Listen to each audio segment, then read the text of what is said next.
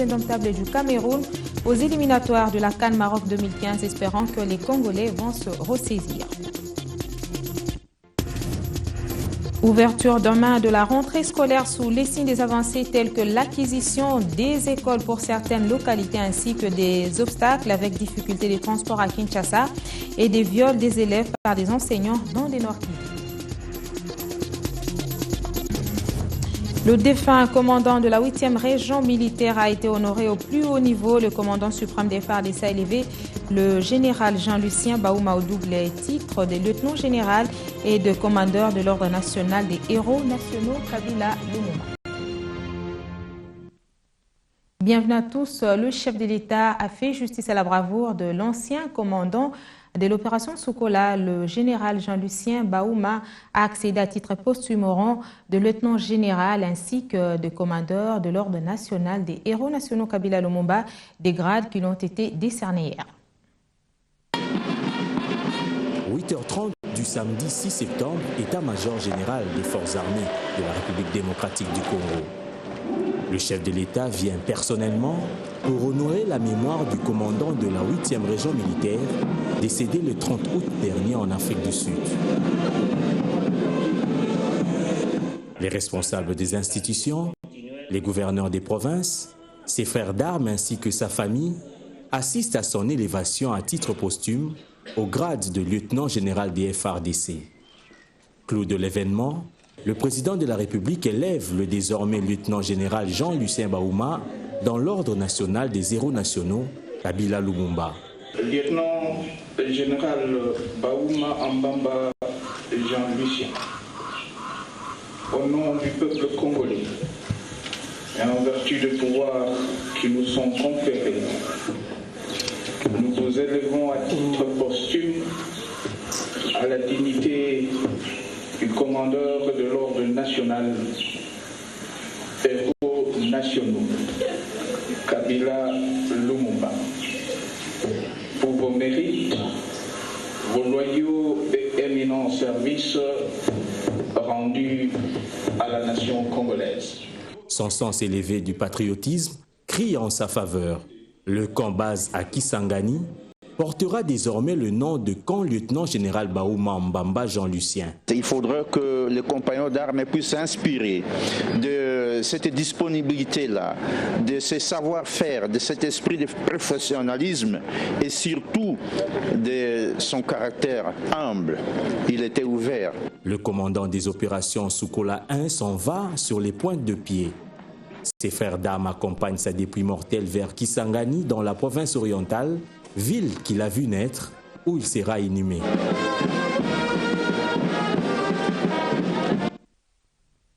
L'armée dans son ensemble est aussi appréciée en termes de moralité suite à cette baisse de 5% en 2 ans des cas de violences sexuelles attribués aux militaires. Ces derniers ne constituent l'unique catégorie professionnelle des violeurs. En Nord Kivu, les femmes de tous les âges sont exposées au viol, même les écoles ne sont pas épargnées. Tel est le constat dégagé par la conseillère du chef de l'État en matière de violences sexuelles et recrutement d'enfants. Julie Sefou signe le reportage. Comment mener son plaidoyer sans avoir palpé du doigt les réalités du terrain? Voilà la raison de la visite de la représentante personnelle du chef de l'État en matière de lutte contre les violences sexuelles et le recrutement d'enfants. Sur les lèvres des femmes, le maître mot qui range est l'impunité. Quant aux militaires, ils expriment aussi dans les limites leur implication dans la lutte contre ce fléau. Violence sexuelle. Le plus grand problème, ce sont les violences sexuelles. Toutefois, après le départ de M23, ces violences ont diminué. Seulement, les auteurs de ces violences ne sont pas punis. Ils sont à peine arrêtés et relâchés après 2 mois. Ce qui nous choque et nous fatigue, c'est l'impunité et l'impunité qui bat son plein.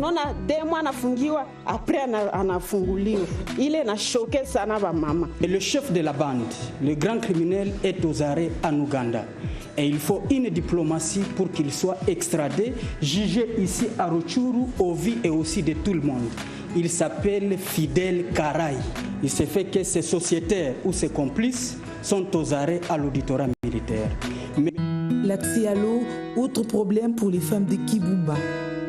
Elles sont obligées d'aller s'en procurer au parc, parfois au prix des viols. Celles qui traversent les frontières sont pourchassées par le Rwanda. Trop de violences, on enregistre des violences à tous les niveaux. On ne peut pas se déplacer, que des violences et des violences. Shida yenye tuko nayo hapa kwetu Kibumba ni shida ya mai tena. Ici à Kibumba, la difficulté majeure c'est l'accès à l'eau potable. Il faut souffrir pour y accéder. Nous allons parfois puiser de l'eau au Rwanda. Or les Rwandais ne nous acceptent pas chez eux. Ils disent qu'on viole leurs frontières et nous chassent. Alors nous nous rabattons sur le parc d'ici. Kisha tukasema mbona tunataka teseka, tunataka kufa seba mama saa muzazi mwenye alishazara. Les écoles sont à la barre. Chaque enseignant s'est choisi sa copine durant l'année scolaire avec le phénomène OFIDA. C'est-à-dire, vous devez vous dédouaner avec votre sexe pour rentrer en 6e année. On ne saura pas marcher vers la parité quand les enfants filles sont étranglés dans l'œuf. Une tentative de solution, c'est peut-être un soulagement mental, ce qui pousse les femmes à demander à l'État. Ériger un monument où on va mettre les noms des victimes ou je ne sais pas les noms des bourreaux pour dénoncer, pour reconnaître cette situation qui s'est passée au Nord Kivu. Je pense que ça va corriger la santé mentale communautaire des femmes victimes de violences. Janine Mabunda n'a pas eu tort d'effectuer cette visite. Sa mission trouve bien son sens. Nous sommes dans un moment qui est constructif pour la République démocratique du Congo. C'est un moment de retour à la paix et c'est dans la paix qu'on construit. Et donc dans cette paix-là, il faut que les dividendes de la paix bénéficient aussi à ceux qui ont été victimes de ces affres qui sont l'héritage de la guerre. Donc c'est plus une mission d'écoute, une mission d'humilité, une mission de partage avec ceux qui sont victimes de ces faits-là. C'est des charges sur les épaules de la représentante personnelle du chef de l'État sur les violences sexuelles et les recrutements d'enfants. Charges qu'elle devrait déposer auprès du chef de l'État pour apporter des solutions durables. Janine Mabunda a été dans le Nord Kivu où des syndicats enseignants décident de ne pas reprendre demain le chemin de l'école aussi longtemps que leurs problèmes sociaux ne seront pas résolus par l'État employeur. Patrick Sialoa pour la correspondance. Ils sont tous catégoriques, les différents enseignants affiliés à toutes ces corporations syndicales. Pour eux, pas question de la rentrée scolaire les lundis partout au Nord Kivu. Pierrot Bahanouzi est président du syndicat des enseignants des écoles non conventionnées du Nord Kivu. C'est l'Assemblée qui a pris la décision de ne pas reprendre le cours à l'issue de l'Assemblée générale parce qu'ils revendiquent autant de choses auprès de leur employeur. Ils ont parlé du nombre très élevé des enseignants d'INP et des enseignants NU qui jusqu'à maintenant ils ne sont pas pris en charge par le gouvernement national. Ensuite, ils ont parlé de l'amélioration des conditions de vie de l'enseignant. Ils revendiquent quand même un salaire décent, pas un salaire de médiocrité. Les enseignants NP, jusqu'à maintenant, ils s'élèvent à 14 821 enseignants et les enseignants NU s'élèvent à 15 000. Pour ces enseignants, la reprise des cours est conditionnée par la négociation entre les gouvernements et les différents syndicats des enseignants. Il n'y a pas rentré parce que les enseignants en ont décidé ainsi à l'issue de leur Assemblée générale, à moins que le gouvernement soit souple et qu'il dise autre chose par rapport aux revendications contenues dans leur cahier de charges. Il y a des enseignants qui sont caractérisés par la peur, mais nous leur demandons qu'il faut compatir ensemble parce que demain après-demain, ce sont eux qui seront omis sur le listing et ils viendront derrière les syndicalistes pour demander qu'on arrange leur situation. Et donc, nous leur demandons de prendre conscience parce que un droit n'est droit que lorsqu'on le revendique. Dans son conseil des ministres tenu vendredi soir, présidé par le vice-gouverneur Maître Feller Loutaï Kiroa, le gouvernement provincial confirme la rentrée scolaire pour le lundi prochain et demande aux parents d'envoyer leurs enfants à l'école. Il reste à savoir quel est le mot d'ordre qui sera suivi par les parents entre celui du gouvernement provincial et celui des syndicats des enseignants. Depuis Goma, Mumbere Patrick Sialouha pour Biwane. Son de cloches différents dans le Bas-Congo car les habitants de Masusa Kasangulu sont satisfaits d'avoir reçu à la veille de la rentrée scolaire l'école primaire Makala construite sous financement de l'ONG Haute-Vigienne en partenariat avec l'église armée du Salut, une école construite selon les normes exigées en matière de l'enseignement primaire, secondaire et professionnel. Cette liesse traduit ici la joie des habitants de la communauté Massoussa dans la cité de Kassangoulou lors de la remise officielle de l'école primaire Makala, construite aux standards nationaux en matière d'EPSP par l'ONG World Vision en partenariat avec l'Église armée du Salut. Geste qui répond ainsi à un besoin, celui de l'accès et l'aboutissement à une éducation formelle et non formelle de qualité pour les enfants congolais vulnérables. Nous visons l'éducation de qualité, donc que les enfants sachent lire, écrire et calculer, et que les adolescents saisissent aussi des opportunités économiques. Nous avons donné notre part, l'armée du Salut a aussi donné sa part pour que nous puissions construire cette œuvre que vous avez vue pour aider les enfants de cette communauté à accéder à une éducation de qualité. Nous demandons à la population de Massoussa d'envoyer les élèves ici, afin que nous puissions un jour peut-être élargir le cycle et de prendre soin du bâtiment surtout. Cet édifice de 6 salles de classe, d'un bâtiment administratif et des latrines est une fierté pour la communauté bénéficiaire. Mais tout le monde vient de sentir une joie auprès de ces enfants, puisque dès qu'ils avaient entendu parler que notre école bientôt sera inaugurée, ils sont venus en uniforme. Ça montre déjà que la rentrée scolaire n'est pas problématique pour l'EP Makala. Le lundi 8, nos enfants seront ici à l'école. Merci pour votre Merci de nous avoir conçu cette école près de nous, car l'EP Makala va assurer notre encadrement scolaire. 17 filles. Des réalisations semblables sont également prévues dans le cadre du programme de développement communautaire pour les 6 provinces couvertes par World Vision en RDC. Les enseignements commenceront à être dispensés dès demain également dans la province de l'Équateur, d'où revient le ministre de la Santé publique qui a tenu un point de presse après son retour à Kinshasa afin de présenter la dernière évolution d'Ebola. 59 cas sont confirmés, dont 32 décès. Et le gouvernement, avec les partenaires extérieurs, a pris de nouvelles précautions, notamment la construction des centres de traitement et de contrôle à l'entrée et sortie de Djera. Poursuite du processus électoral, les représentants légaux des confessions religieuses ont apposé hier leur signature sur le protocole d'accord qui crée la Commission d'intégrité et médiation électorale. De là, la CIM aura à poser, il faut le dire, des actes sur une base solide d'autorité morale. Suivant. Traduit ici la signature du protocole d'accord portant création de la Commission d'intégrité et médiation électorale.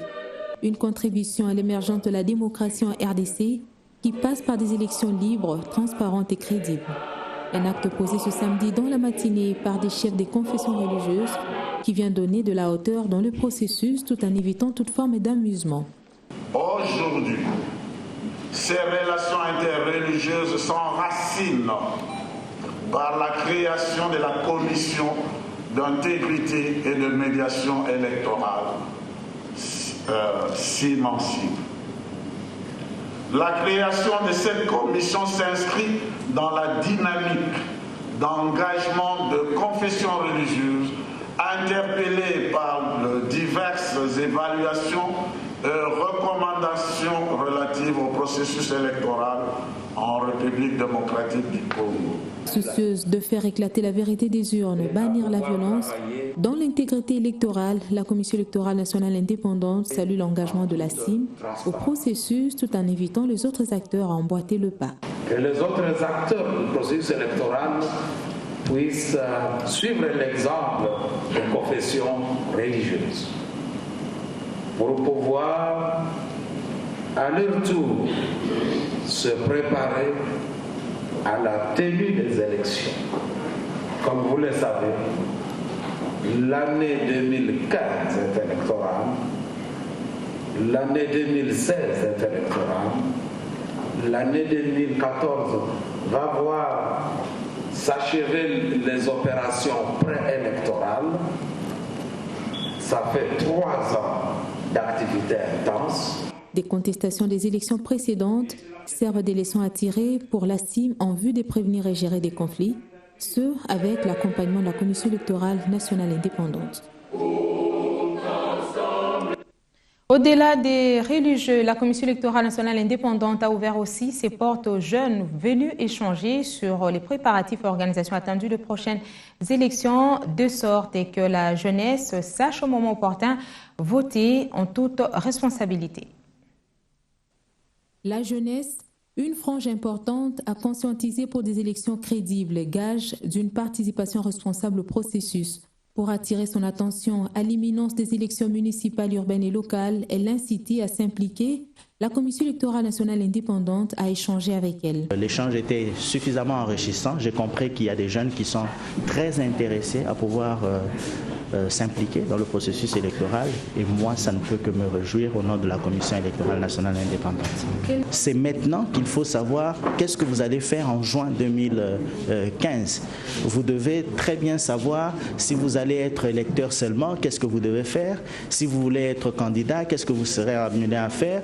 Ou si vous voulez être observateur ou autre rôle à jouer par rapport au processus électoral, vous devez vous préparer. Appelé à assurer la relève et relever le défi dans la gestion de la Res Publica, les jeunes ont intérêt à se préparer en conséquence. Nous avons basé la communication sur des points notamment, à savoir d'abord le marketing politique. Nous avons développé des stratégies de marketing politique sur les élections et aussi des stratégies de marketing politique sur la bonne gouvernance, de manière à permettre aux futurs candidats ou aussi aux jeunes candidats aux élections à venir de comprendre, de trouver un outil, de trouver des instruments assez solides pour affronter ces dites élections avec succès et aussi une manière de s'employer à une bonne gouvernance des institutions de l'État. Le train du processus électoral étant en marche, tout acteur doit s'apprêter au rendez-vous des urnes. En environnement, les yeux sont tournés vers la 4e édition de l'Université internationale RED+ à Kinshasa après la 3e édition. Au cours de cette rencontre, des experts ont eu à partager leur expérience pilote dans le cadre de la mise en œuvre de la stratégie nationale RED+, dans la voie de la croissance verte. Durant 5 jours, près de 300 délégués du gouvernement central, les experts et partenaires du secteur de l'environnement étaient réunis à l'occasion de la 3e édition de l'Université internationale RED+ de Kinshasa. L'objectif est celui de doter le pays d'une infrastructure nationale lui permettant d'être prêt à recevoir les compensations financières basées sur les actions concrètes de réduction des émissions provenant de la déforestation forestière avec les résultats mesurés, notifiés et vérifiés. À la différence des deux autres éditions précédentes de 2010 et de 2011, celle-ci a été couronnée d'un dynamisme sans précédent et d'une appropriation politique exceptionnelle. C'est une version de Conseil RED+, dont l'objectif, on a besoin de le rappeler, était de servir de forum permettant d'échanger et de partager sur les leçons tirées des expériences pilotes dans le cadre de la mise en œuvre de la stratégie cadre nationale RED+ de notre pays, la République démocratique du Congo, y compris ses outils de mise en œuvre. Pour le coordonnateur de la CNRD, les provinces doivent s'engager et participer à la montée en puissance de la question de la RED+ en RDC. Les délégués de province sont particulièrement engagés à procéder à la restitution des travaux afin de capitaliser sur les connaissances et expériences acquises et participer à la montée en puissance collective des parties prenantes congolaises sur la question de la RED+. Il les invite à se joindre aux efforts déployés par le ministère de l'Environnement, Conservation de la Nature et Tourisme pour la réalisation de ces grands rêves qui consistent à assurer un développement vert en République démocratique du Congo. Les organisateurs de la 3e édition de l'Université internationale RED+ de Kinshasa appellent l'ensemble des participants à être des relais du message de la RED+ dans leurs milieux respectifs. Ils les invitent à se joindre aux efforts déployés par le ministère pour la réalisation de ces grands rêves qui consistent à assurer un développement vert en RDC. Parlons sport. CAN Maroc 2015, les léopards de la République démocratique du Congo n'ont pas pu être à la hauteur face aux Lions indomptables du Cameroun. Hier à Lubumbashi, l'équipe nationale congolaise en est sortie avec 0 but contre 2 marqués par des Camerounais. Le premier à la 45e minute par Ndjie et le second par Aboubakar à la 80e minute. Le match prochain à livrer par la République démocratique du Congo sera contre la Sierra Leone le 10 septembre. Toujours à Lubumbashi, un pari perdu pour les Léopards de la RDC en première journée des qualificatifs dont les Quinois n'ont pas hésité à s'exprimer. On les écoute. C'est normal qu'on soit triste, déçu parce que les Léopards c'est quand même notre équipe. Mais seulement, je me dis que la défaite était prévisible parce que l'équipe camerounaise vient déjà de la Coupe du Monde et elle était préparée, forte. Mais par contre, nous, on a juste constitué l'équipe une semaine avant le match. D'ailleurs, à moins que je ne m'abuse, les locaux sont arrivés à Lubumbashi le mardi et les professionnels le mercredi. Sans entraînement, sans préparation, tout ça, l'échec était vraiment prévisible. La défaite des Léopards, c'est tout à fait normal parce que vous savez que l'équipe joue en fonction de la préparation. L'équipe n'a pas préparé bien avant, donc on n'a fait que rassembler les 11 nationales pour jouer. Et justement, pendant le match, les acteurs ne pouvaient pas faire autrement. Ils ont montré leur capacité, mais néanmoins, il n'y avait pas la préparation. On pouvait toujours s'attendre à l'échec. C'est vraiment décevant par rapport à cet échec. En tout cas, début à 0, pour moi, ça m'a vraiment intrigué. Et surtout que c'est dans notre pays. Et ça s'est joué à Lubumbashi. Je dirais vraiment à l'entraîneur, le coach Ibenge, de vraiment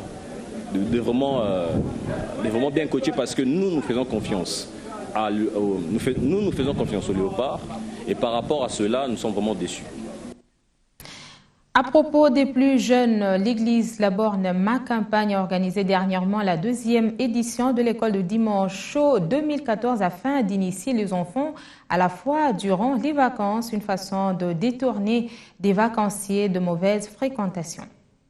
Le gagnant est l'Ecodim Temer. Ecodim Show 2014 a vécu sur le terrain Vélodrome dans la commune de Kintambo. Cette rencontre avait comme objectif gagner une âme de plus en Jésus-Christ. Homélie, chants, danse, ballet, hip-hop chrétien et autres jeux proposés aux vacanciers et vacancières. La plupart des enfants pensent qu'on peut s'amuser que dans le monde, alors qu'au Seigneur aussi on peut s'amuser. Nous voyons la plupart des jeunes aiment le rap, l'hip-hop et tout. Alors qu'avec Dieu aussi, il y a des chansons chrétiennes où il y a l'hip-hop, il y a des chansons chrétiennes où il y a le rap et tout. Alors nous voulons montrer aux enfants que même avec Dieu, tu peux rapper, même avec Dieu, tu peux faire de l'hip-hop, même avec Dieu, tu peux retenir les versets. Parce que c'est un moyen aussi d'aider les enfants à retenir les versets bibliques. Nous vous remettons votre diplôme de participation. Attirer les enfants vers Dieu, tel est le but de cette 2e édition de l'Ecodim Show. Une vision que partagent les initiateurs. Le Seigneur nous a donné cette vision pour pouvoir attirer les enfants vers lui, les enfants qui ne sont pas atteints par l'évangile, à les recevoir au travers des concours bibliques, au travers des dictées bibliques, au travers des différentes assertions que nous avons pu expérimenter ce matin. Une éducation bien transmise, comme l'expliquent ici les dirigeants du groupe Les Semeurs. Nous sommes vraiment dans la joie de voir comment est-ce que nos élèves ont excellé et ce qui montre que nous avons bien enseigné à nos enfants comment danser, comment avec la lecture biblique, concours, la dictée, tout ça là.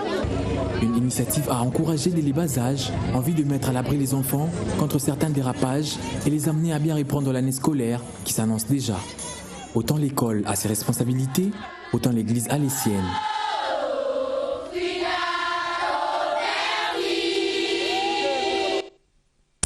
Prenons ce communiqué de presse qui nous provient de Vodacom Congo.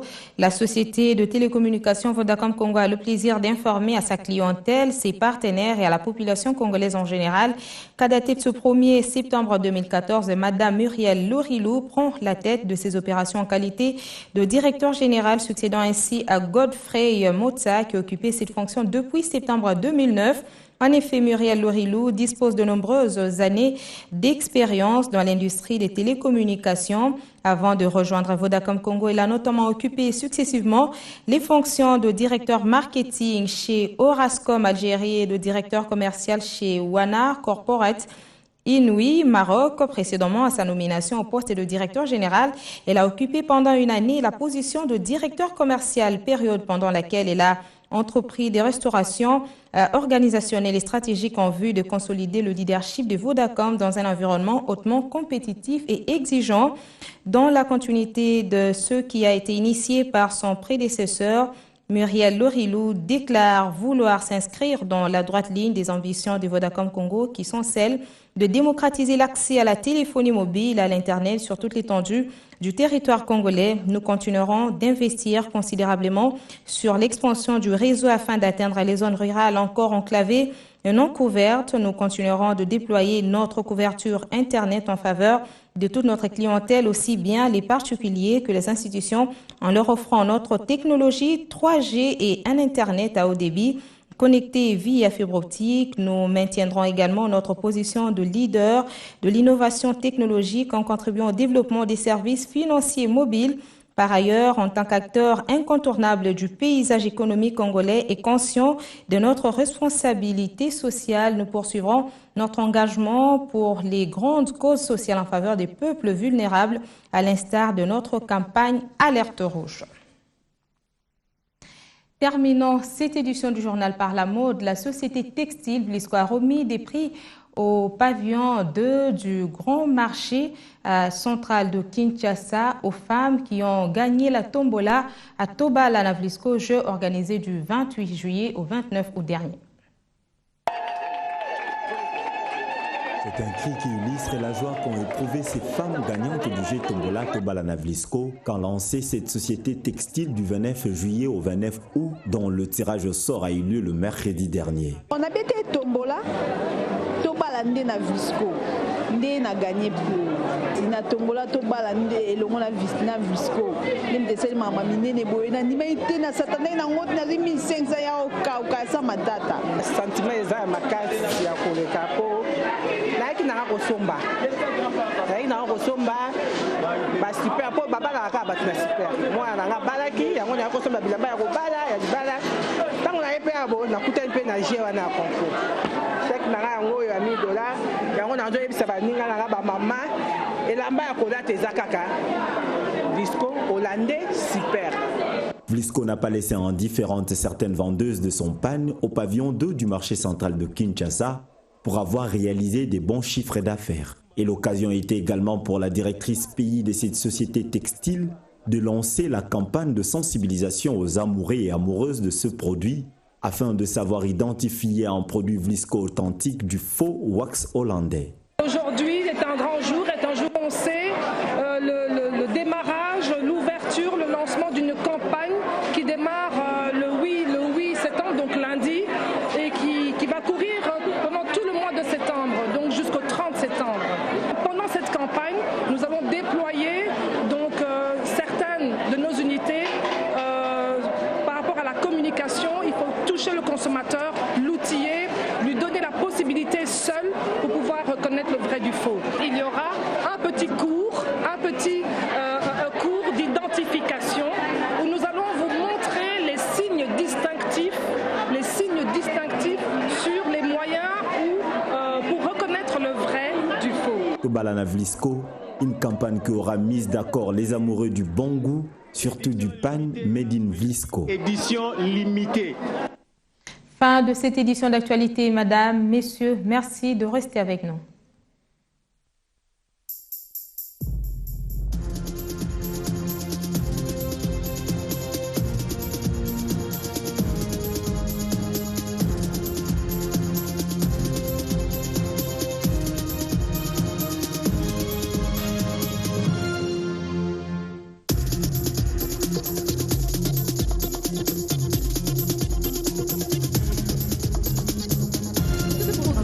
Offert par Honda, le pouvoir de rêve.